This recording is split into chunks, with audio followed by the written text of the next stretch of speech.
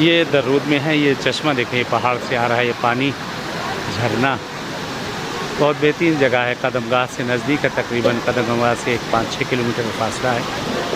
और ये पानी नेशापुर, वही कदमगाह के नज़दीक नेशापुर।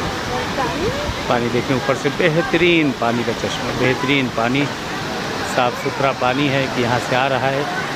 और ये पानी यहाँ से होता हुआ जा रहा है नीचे की तरफ और काफ़ी ऊंचाई पे है। देखें यहाँ पर लोग मुर्ग वगैरह भी घूम रहे हैं, सीख कर रहे हैं।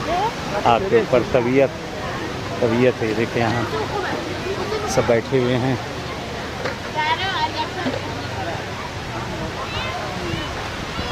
बहुत प्यारी जगह है, बहुत अच्छी जगह है।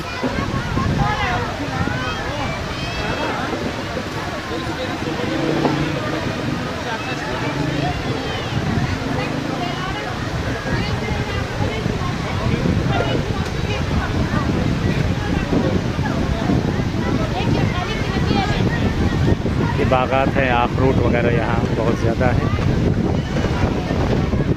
लोग तफरी के लिए सब आते हैं इन सब जगहों पर।